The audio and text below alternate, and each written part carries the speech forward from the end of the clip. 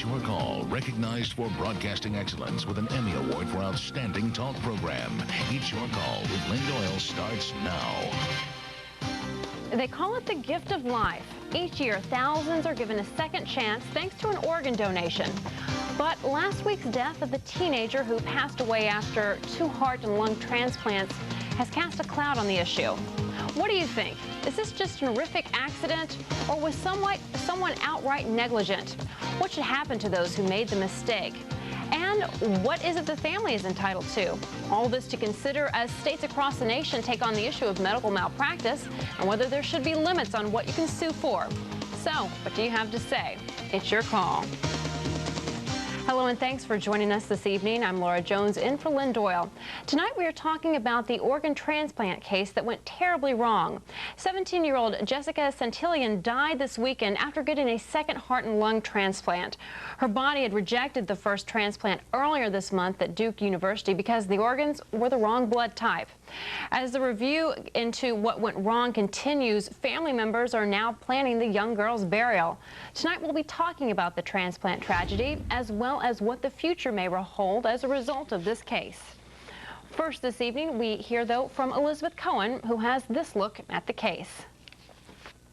Duke University announced Saturday afternoon that Jessica Santillan died at 1:25 Saturday afternoon and was then taken off of her respirator. The university expressed great sorrow and regret at the mistake that occurred on February 7th when doctors gave her type A organs, a heart and lungs, when she is a type O.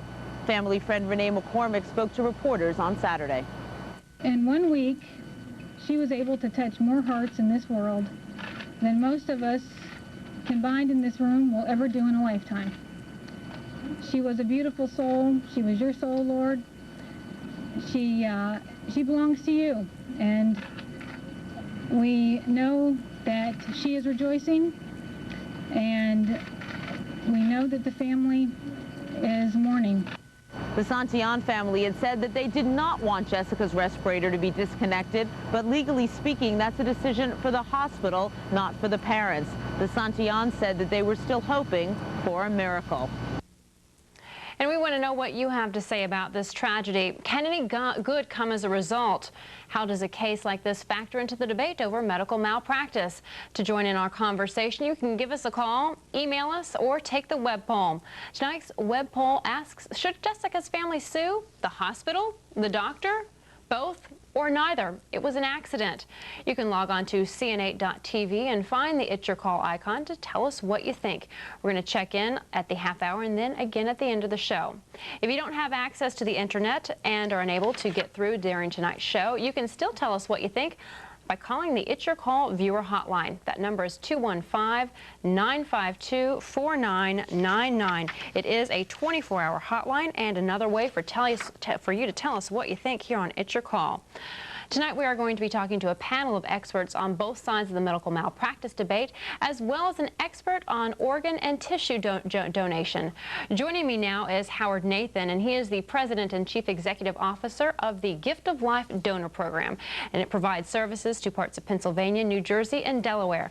It's good to see you. Hi, Laura. Let me ask you what a case like Jessica's does to the organ donation program. Well, I think in general it brings attention to the need for organs for transplant, and there are 80,000 people in this country awaiting life-saving transplants, 4,000 just in our region alone. And certainly when a tragedy occurs like this, it brings attention to the issue of the need, but also of the sadness for the family who was hoping for the best for their daughter. Well, let me kind of recap what actually happened with Jessica's case before we move forward with our discussion. Now, officials at Duke University says it was human error that occurred at several points. They say the transplant surgeon does not recall receiving or requesting information regarding the donor's blood type.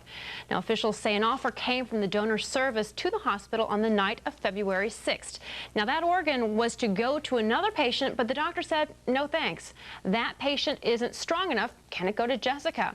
The donor service apparently made a few calls to some other possible patients, but ultimately the offer did go for Jessica. Now, Howard, let me ask you, it looks like the mistakes were kind of easy to make here. Is there not a better system of checks and balances? Shouldn't there be a checklist of what to do? I mean, a pilot's not going to take off before doing a checklist. Should not a surgeon do the same thing? Well, what happens is that in this particular case, the organ was offered for a patient based on the waiting list that is structured for this entire country. And it was a match for a patient at Duke. They turned it down because the patient wasn't ready. A second time they called back and said they had another patient that matched, and that patient was too large for a pediatric donor. After they had run through the list of the patients who matched, they then asked the Duke doctors whether they had any other people who might match. And then when it came to basically the size, Jessica was a match. Unfortunately, the doctors don't remember talking about blood type to the donor program. But when you go through the process, is there not a checklist of what should be checked off? Okay, is this a certain size? Check. Okay, somebody signs up on that. It would seem like common sense. It's actually checked about 8 different times during the procedure of whether someone is a proper blood type. I think what happened was that it was very clear that this was an A blood type donor. What wasn't clear was to the donor program that this patient, Jessica, was an O recipient. The doctor had never really told them that, and because of Jessica's weight and her blood type, she didn't actually appear on the list. They were basically saying, we don't want to waste this organ. We want it to go to someone. Do you have anybody who may not appear on the national list? And rather than waste the organ, the doctor said, well, it might fit my patient. Unfortunately, they didn't discuss the blood type. Okay, well, we're just getting started here on It's Your Call. We're going to continue our discussion with Howard Nathan from the Gift of Life Donor Program. And later we'll be joined by a doctor who is also a member of the New Jersey State Legislature to talk about what lawmakers are doing to address the issue of medical malpractice, as well as some attorneys from both sides of that debate. I'm Laura Jones. Stay with us.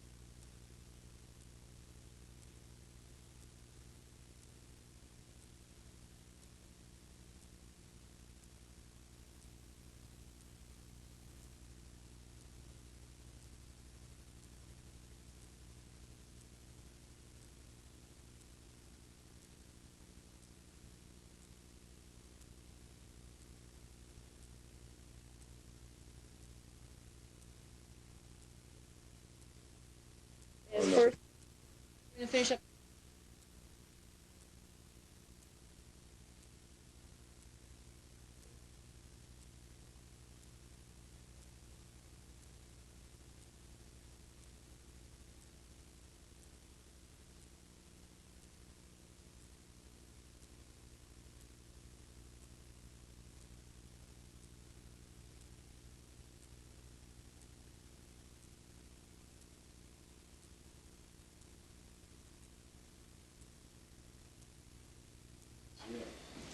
That's just an expert. I was showing you.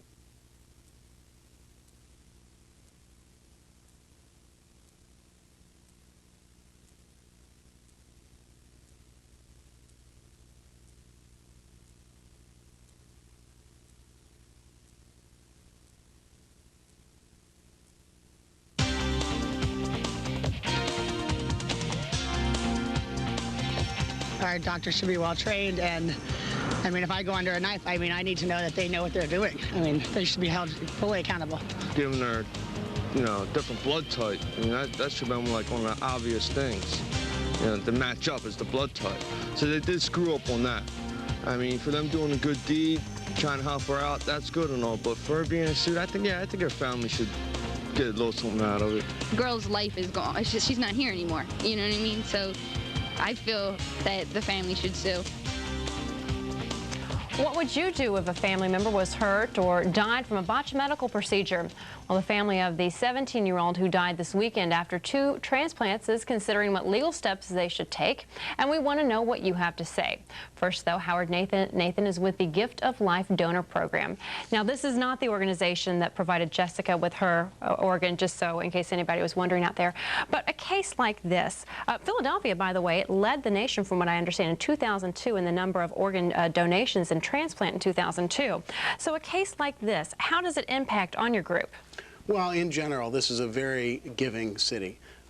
We had more donations here because families said yes to donation. And I think, above all, one of the things that's been forgotten in this whole issue is that there were 2 donor families who actually gave the gift of life, or that opportunity for Jessica and other people. So the most important thing that happens when something like this occurs, we want to remind people that, most importantly, talk to your family about organ donation so people, our neighbors, can benefit.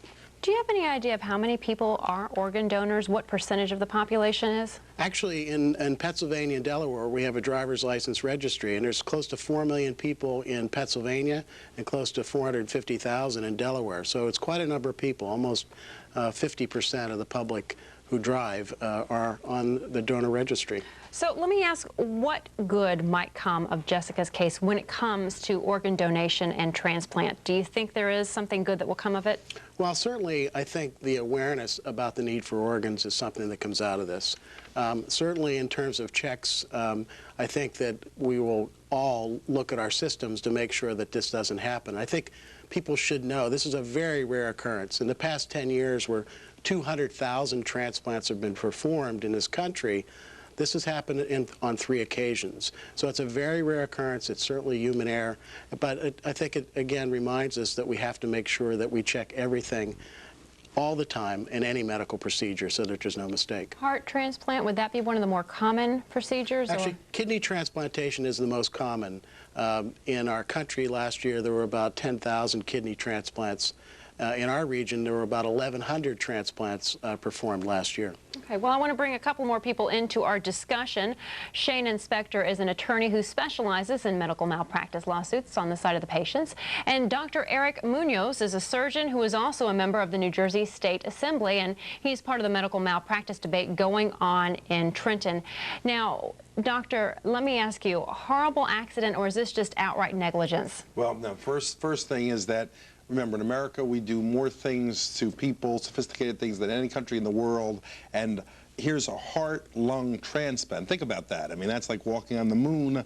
And you're going to have periodic errors. The question for us is, with this kind of sophistication, what do we do about the errors? And do we pay out unending sums of money?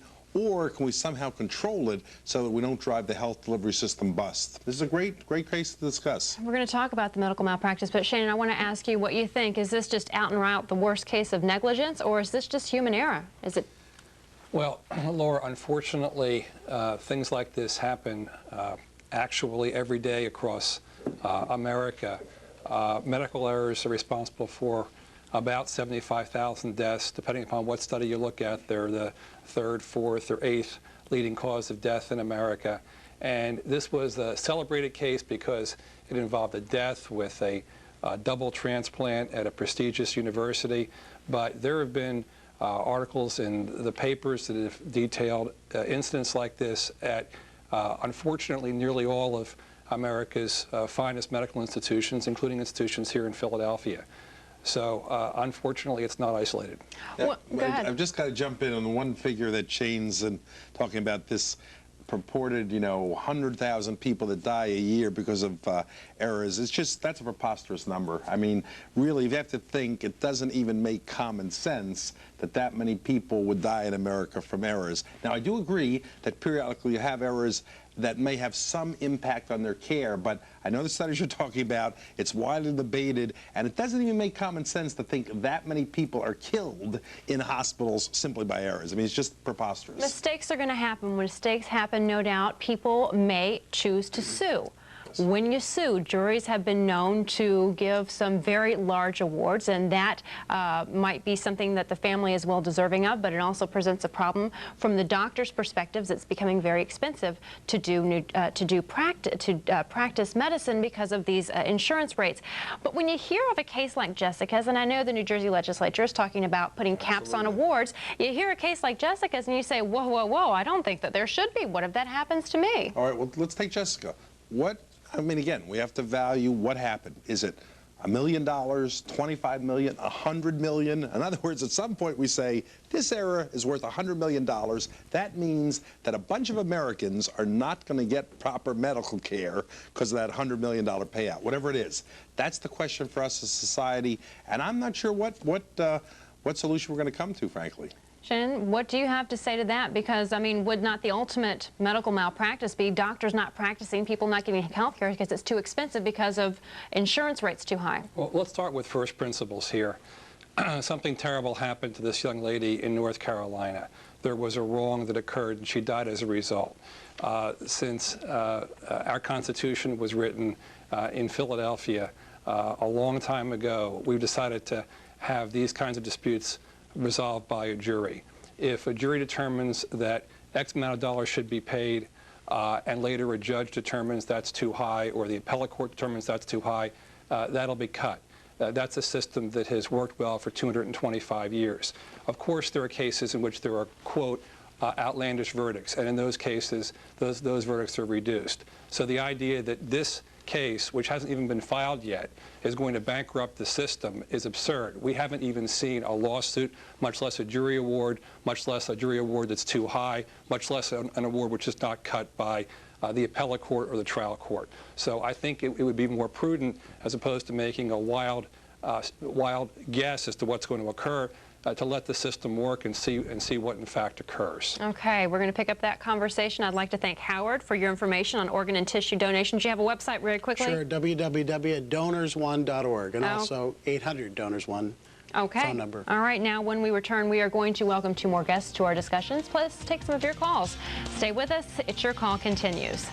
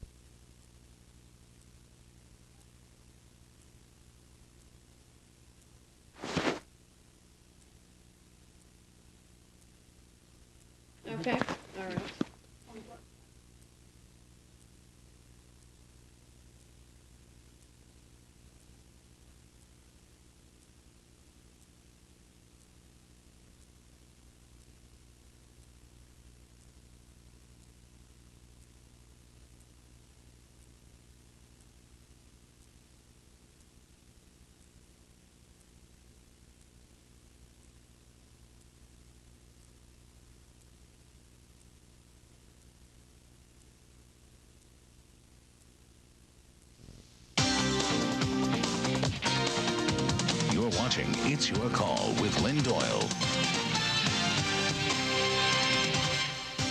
Coming up Wednesday, actress Tracy Gold joins us at 9 o'clock to talk about her battle with anorexia and to share her thoughts about body image in today's society. What would the new Sports Illustrated swimsuit edition do out? There's much to emphasize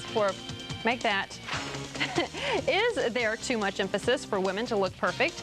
Is it all fun and fantasy, or does it lead to serious psychological problems? You tell us.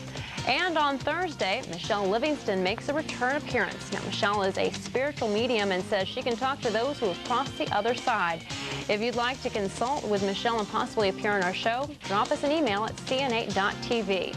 If you want to see if she can successfully connect with the other side. Once again, be sure to join us live at 9 o'clock on Thursday. Tonight, we are talking about the organ transplant that went wrong in North Carolina. It cost a 17-year-old girl her life.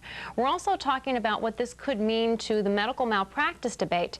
Let's take our first call of the evening, and we are going to talk to Jessica first this evening. Jessica, it's your call. Hi, how you doing? I'm good. Well, I definitely think that this is a case of neglect and that the doctor should be 100% responsible and that the hospital needs to stop denying responsibility for their actions. I mean, if it was anybody else who made a mistake in a job, whether it was Burger King or whatever, they would have been fired, yet these doctors are still out there performing surgeries. Okay, thanks, Jessica, for your call. Let's now take our second call of the night, and that comes from Robert. Robert, it's your call. Yes, good evening. Now, before surgery, there's about 5 or 6 different people that go through from operating materials to checking the organs, make sure it's the right blood type. Now, the girl lied dying for 2 weeks. They knew she was already dying, but just for publicity's sake and to make a good appearance, they went and used this other set of organs that could have went to someone who were in dire straits. Now, as far as malpractice goes, I myself is a victim of malpractice, and the mistake this doctor made, not only do they do the same mistakes in the hospital, then they take it over to the courtroom, because everything they're told to uphold, from telling the truth to the performance of their duty, they neglect. Once they get a certain level in experience or a certain position in the hospitals, they forget why they became doctors. Okay, what was the problem? What was the malpractice? Well, what happened with me was the doctor performed an incomplete fasciotomy. So they didn't finish it. What they did was they let me sit around for about 23, 24 hours while my leg exploded. It swelled up. It was compartment syndrome. So instead of reoperating to fix it, what they wanted to do was amputate my leg. So I didn't want my leg amputated, so I left that hospital. So you wait a couple of years, and by the time it gets to trial, you go to court, and it's a jury of his peers and not mine. Now, I could prove from my paperwork, from everything, that doctor perjures himself. But, he's a doctor, he's chief of surgery at the hospital, and I'm just little Joe Smo walking down the street on my own again. All right. Well, listen, we wish you luck in your quest, and thank you very much for your call. I want to welcome to our discussion this evening Tom Sheridan. Now, he's an attorney who specializes in civil litigation involving primarily catastrophic injury cases. Also joining us this evening is Chuck Ressing. He is a defense attorney who has 25 years' experience representing doctors and hospitals. Good to see you both here. Laura? Can you help me put this in perspective?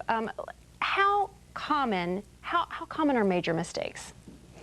Well, Laura, mistakes like the Jessica case down in Duke are rare because there are very few of these heart-lung transplants done, maybe 30 a year.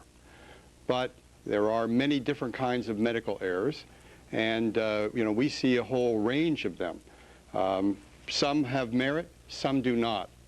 The doctors that I talk to feel that they're under siege, that there are just too many of these cases, that at least the lawsuits are too often and too many. So you think that there's being made more of what is actually happening, that the major medical mistakes are getting all the press, and what is happening is not as bad as it seems? Well, I think that you have people like Robert who see what's happening on TV, bring it to themselves, bring it to their own lives, and want to make a lawsuit against the doctor because they see this going on and they want to bring their own case. Tom, let me bring you into this conversation. I guess you're going to have a different perspective representing patients. Well, Laura, I think that one of the important points here is that in 1999, the Institute of Medicine, which is a revered medical institution, had a Harvard-trained physician author a study, and Shanin referred to this earlier. It reported that there are 98,000 deaths in the United States per year due to medical errors. Our medical colleague here tonight said that that's preposterous. It also said that there are 1 million medical errors that cause injuries to patients every single year in the United States. That's an epidemic problem, and it made recommendations on how doctors need to implement more safety measures. That was over 4 years ago. None of those measures have been brought in. In aviation, it's funny because we were talking before the show, and in aviation, there were a lot of problems and lack of accountability prior to federal oversight. Now that there's federal oversight, there's restrictions on what has to be reported, and there's accountability.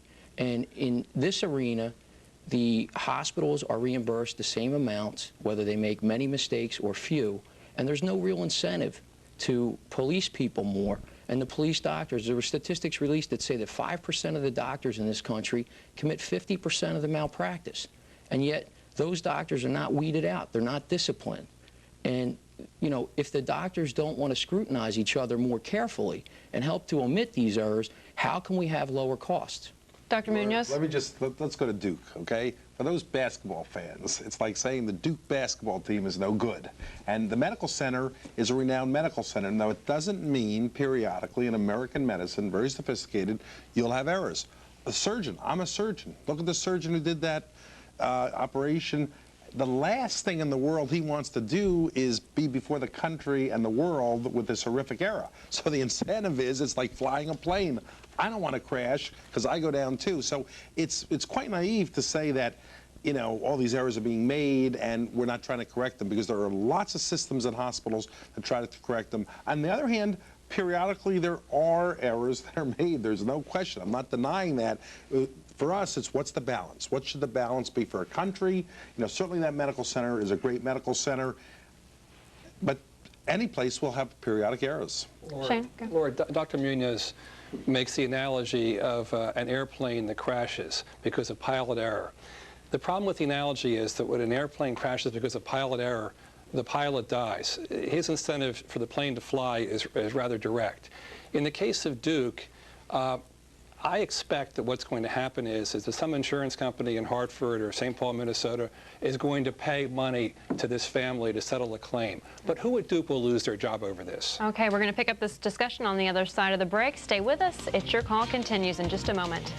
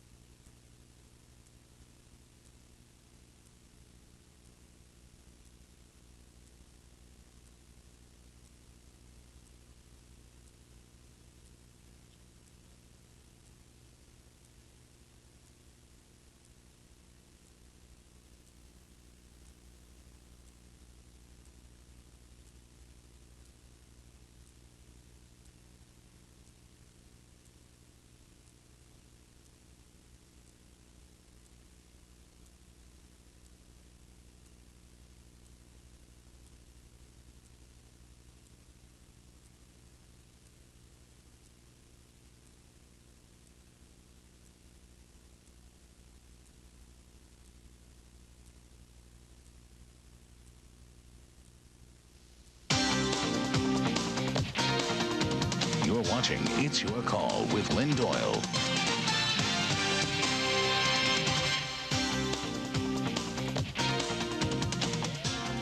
Welcome back to the second half hour of It's Your Call. I'm Laura Jones, filling in for Lynne Doyle, who is under the weather this evening. And speaking of not feeling well, we're talking about what should happen when doctors make mistakes.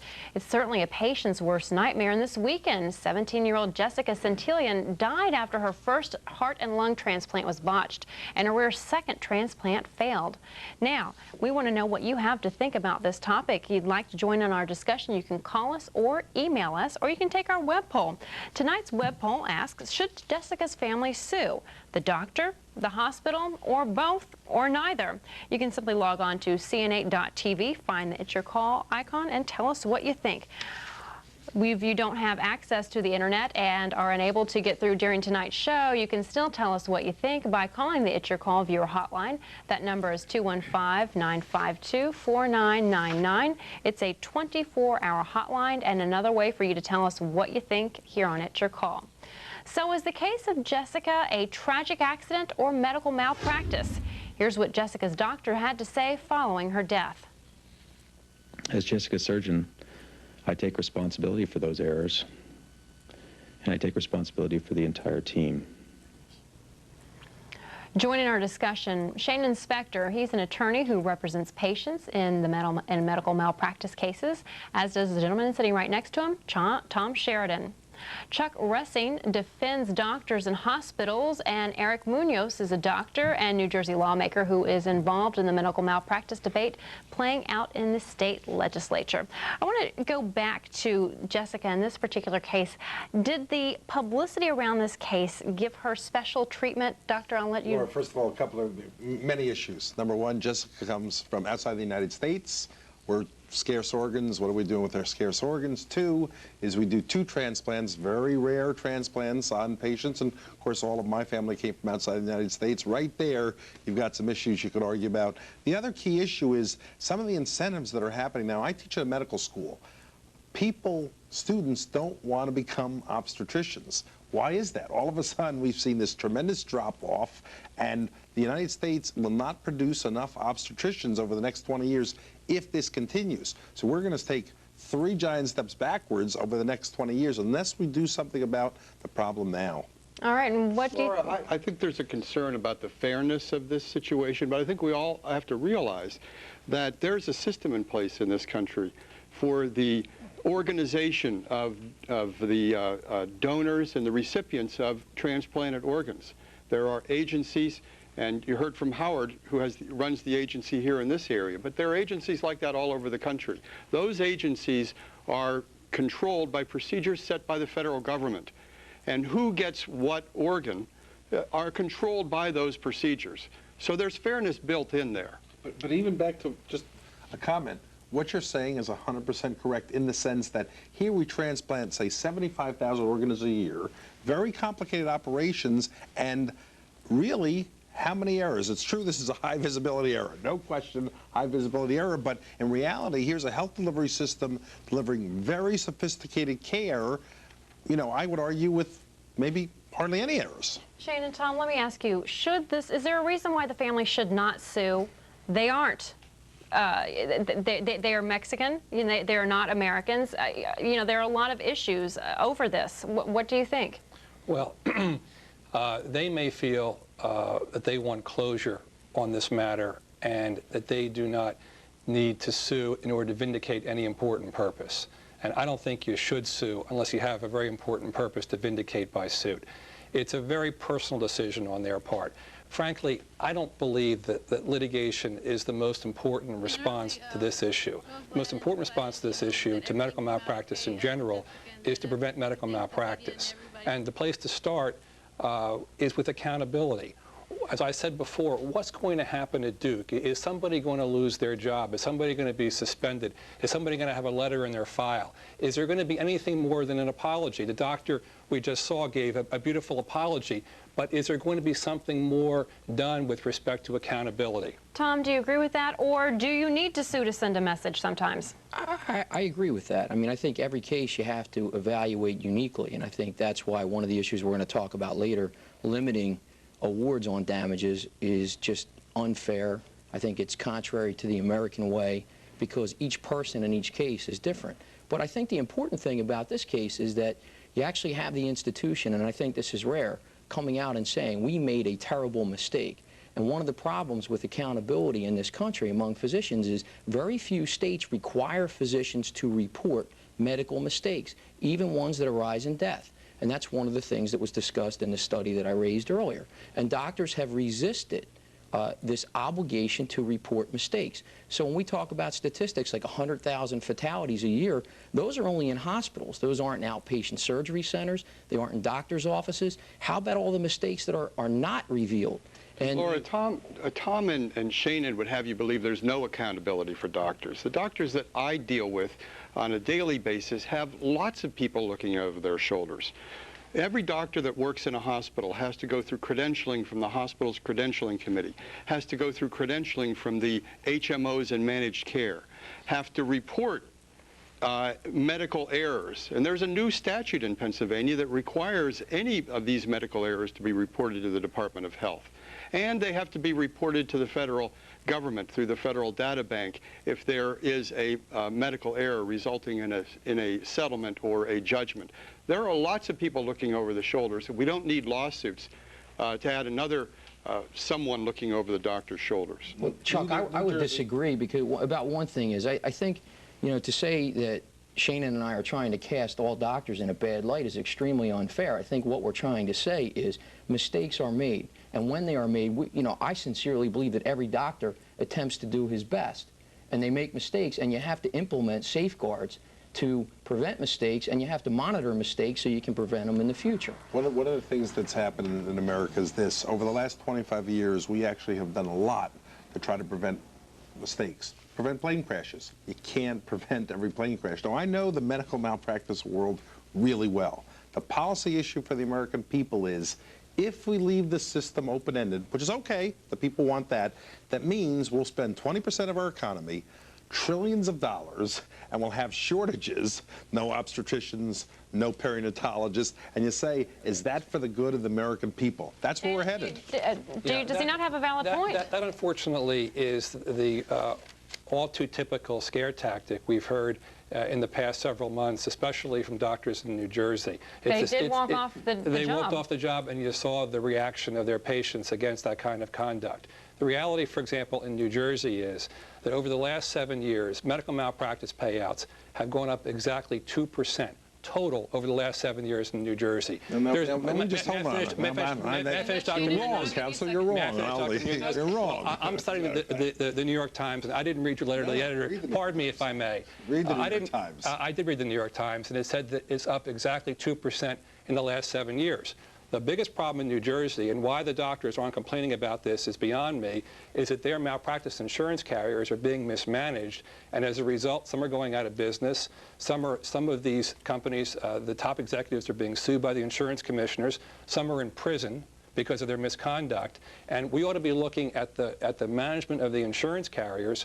But the payouts have not gone up hardly at all in the last 7 years. Have your rates gone up? So it's Saddam Hussein's fault. That's what he's saying. But the bottom line is this. If you look at the United States of America, from 1991 to 2001, total payouts for the country have gone from $3.3 billion to $5.1 billion. That's national data. Now, you can say whatever you want, but the bottom line is we're paying out more money. If you want to blame the insurance companies, fine. Blame the Middle East. Blame whoever you want, but the system is being driven broke. Now, that's okay. We say for people, United States of America, $3.3 billion in 1991. 10 years later, $5.1 billion corrected for inflation. Well, if that's national data, and you know, so the stuff you're talking about, you talk about, but it's not making any sense. Well, Shane's crunching the numbers over there, I think. Well, I'm just making notes as to what the doctor said. $3.3 billion, he says, to $5.1 billion. Corrected for inflation. Oh, I see. Well, you've added. That's 70, but that's my MBA, by the way. You've added that to the mix. That's right. What I see reported in the New York Times and other like publications is that malpractice payouts across the country have gone up with the medical CPI, and so when we see medical errors that result in people needing a lifetime of medical care, whether it's nursing care in a house or being hospitalized for future medical procedures, we'd expect to have the medical CPI govern the increase in costs. So why would we be surprised to see malpractice payouts go up with the medical CPI, but not beyond the medical CPI. Corrected for inflation. Well, you know, Dr. Munoz, in the last 10 years, the medical... If I may finish. I'm not against the system. I'm not against the system. I say if we leave the system open-ended, it goes on forever. I can finish my sentence. Go ahead, Councilor. In the last 10 years, he says it's gone from 3.5 billion. Well, it keeps changing. 3.3. Same figure. Whatever the number is. We're going to check the tape. 1.8 billion, he says, on 3.3, it goes to 5.1. 1.8 on 3.3 is 60%. That's 6% a year over 10 years. That's the medical CPI. How shocking is that? That's corrected for inflation, Councilor. How shocking is that? Well, Laura, let me bring up another issue. You know, again, we go back to this Institute of Medicine. They say that these million mistakes that lead to patient injuries and the 100,000 deaths per year result in additional medical costs of $29 billion a year. Okay. So those are extra costs, and those are extra problems associated with mistakes. All right, we're going to talk about that and the cost of doing business for doctors. It's getting more and more expensive. We're going to talk more about medical malpractice and some other issues. Stay with us. It's Your Call continues in just a moment.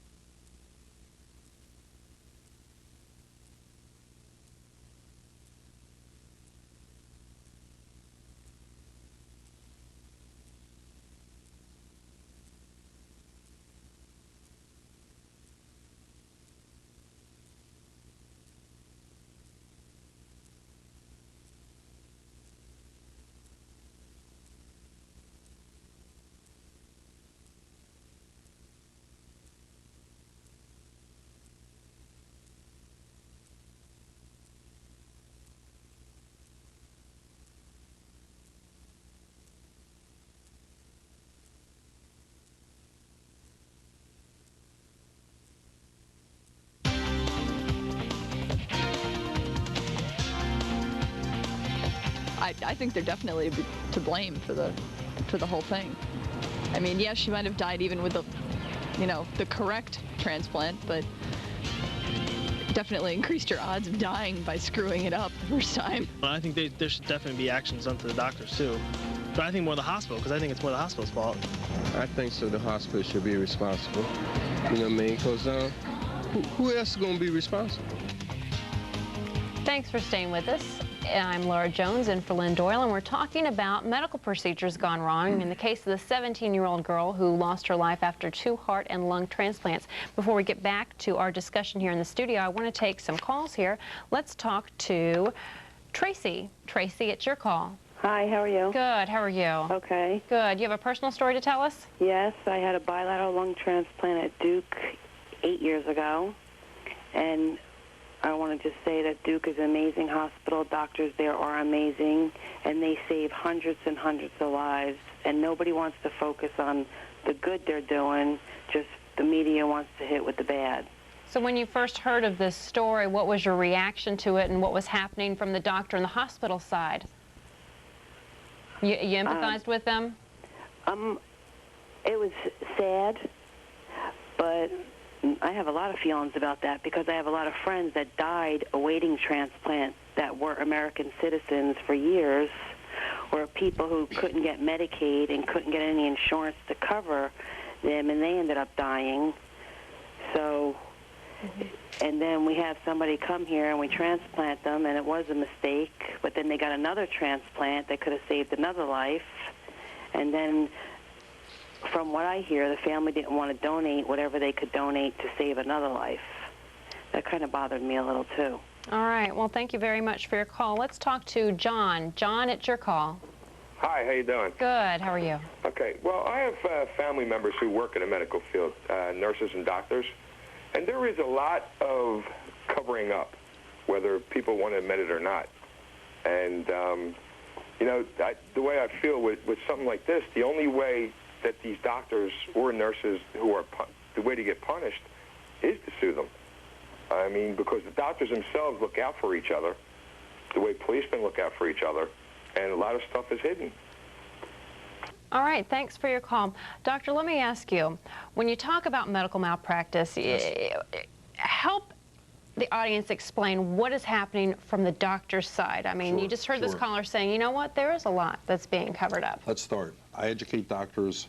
Doctors want to help people do good. You take the Hippocratic Oath. Then on the other side of this, you have errors and things that happen that maybe you could have avoided. And there's the whole balance. The balance is the doctor, the surgeon in that case at Duke did not want to hurt that girl. You know, you could see he's devastated. Then the question for us is, how do we reduce it? There have been some points made. Let's try to reduce errors if we can. And there are a lot of systems in hospitals. We'll keep trying, but you can't reduce, you know, in a very sophisticated system, every error. And that's one of the problems we have. All right, let me get your reaction to that. Well, it really seems hard to understand how you can't reduce that error. I mean, when the light is green, I still look both ways.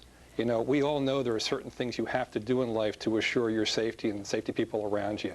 And the idea that the surgeon wouldn't check the blood type, or if it was the organ bank's fault, who knows which it was, but something as fundamental as that ought to be checked and rechecked. Unfortunately, we see in my office cases like this all the time: operations on the wrong extremity, operations on the wrong organ, procedures done with equipment that's faulty, with light bulbs that are burned out. And there's got to be some accountability in the system. Tom? Laura, this business about accountability for Tom, Shanin, now John, the point I just want to make is I don't think you'll get an argument from anyone that there are medical errors, but lawsuits are a very inefficient way of correcting errors. Think about it. If this case goes to a lawsuit, it's going to be years before it sees a courtroom. It's going to be years until there's a decision made. Shanin and Tom are excellent lawyers, but they're not doctors and they're not policemen. And their job is not to somehow render a judgment onto doctors. There are agencies upon agencies. Jury does that, actually. But it takes too long. Laura, the movement within medicine following, you know, again, the studies made about all these injuries was there were recommendations by prominent doctors on things that hospitals could do to prevent common errors. Okay, a lot of doctors write sloppily. Let's have computer charts. There are a tremendous amount of medication errors, dispensing errors, and they promote computerized medication dispensation. All these things have not been implemented because they're costly. And the hospitals are reimbursed the same amount of money, whether they're safer or whether they're less, or whether they have more safety or errors. So the issue is, how do we incentivize them to promote safety? Why haven't they implemented any of these broad safety recommendations? Wait a second. The hospitals, if I were an attorney, I would want a whole lot of errors, because that would mean all these suits would come forward and more money goes to the system. That's what's kind of bizarre. So, for example, if in fact we stopped all errors tomorrow and error never occurred, and you assume that errors equal malpractice, all of a sudden maybe there'd be no suits. Wouldn't that be odd? Doctor, I guess it would be, Doctor, because you presume that every attorney that represents an injured person's sole motivation is money. And I can assure you that as much as you attempt to help people, attorneys like Shanin and I get catastrophically injured people who come to us that require life care. They could be spastic quadriplegics that suffer a hypoxic injury. Attorneys very much. I'm not really. Tom, all you can do for those people is get them money. But Chuck, that's our system. You can't lift the doctor's license. You can't even get a doctor a reprimand. Right, but the doctors don't want to do that to each other. You're not in the business of doing that. All you can do is get them money. I was in charge. New Jersey has a system. I was in charge of the malpractice system for 10 years. And the problem is, we looked at cases and how good is that to screen out bad doctors.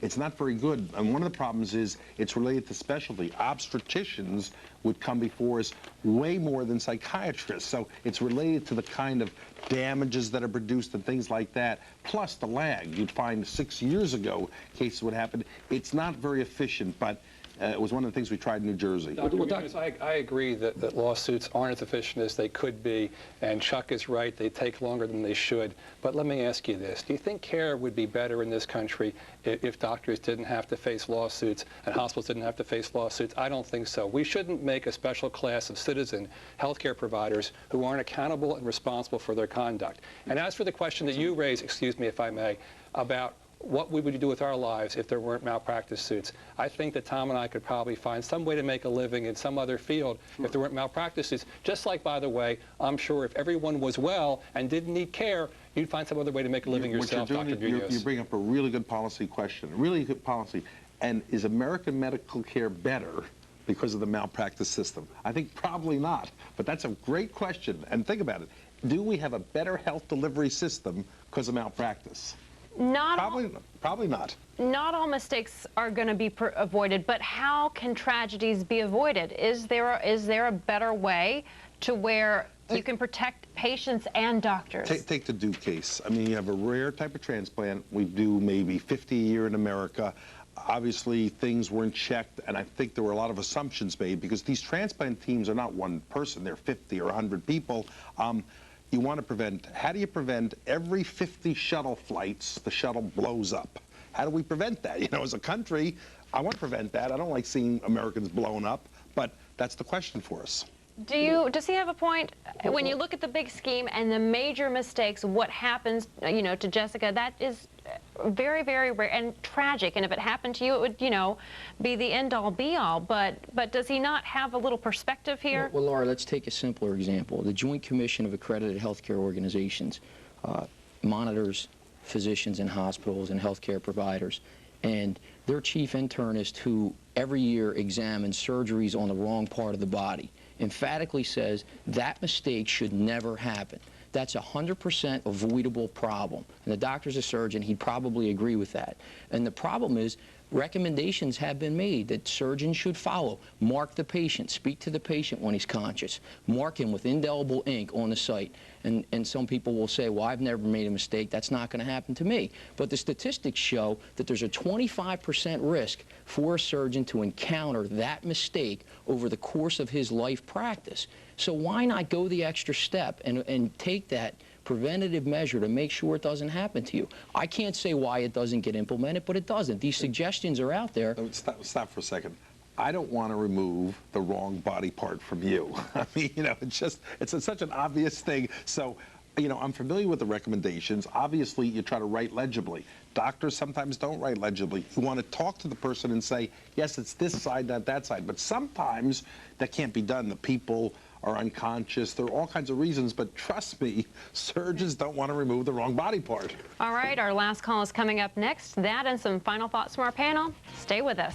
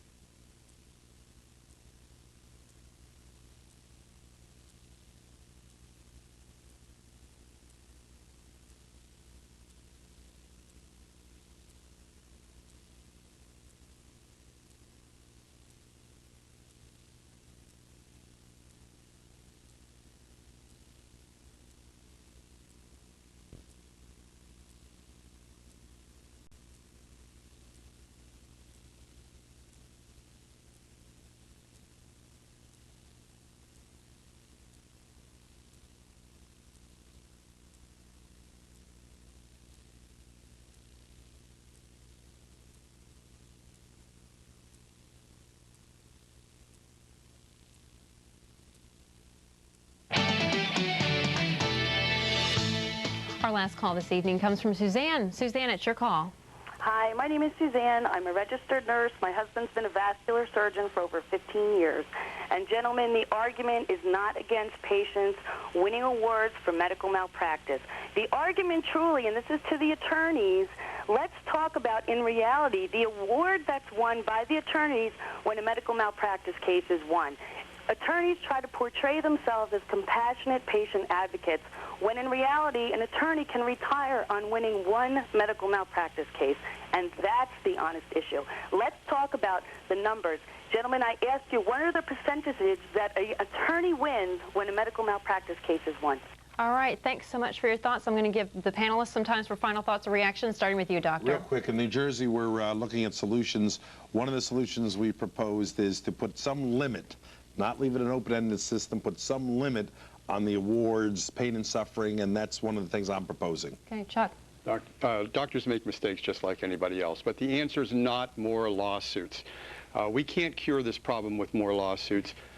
We've got to have more regulation of the doctors. Shanin. The answer is not quote limits unquote. We have limits right now, limits by juries to award only what's fair and reasonable, and the appeals process. The answer is accountability. Tom, you've got 10 seconds. I agree. The answer is accountability, and we have to make insurance companies better managed so that they do not cyclically charge doctors higher rates when the economy declines. All right, thanks to all of you for watching. Lynne's back tomorrow night. We'll see you then. Thanks for watching. Bye-bye.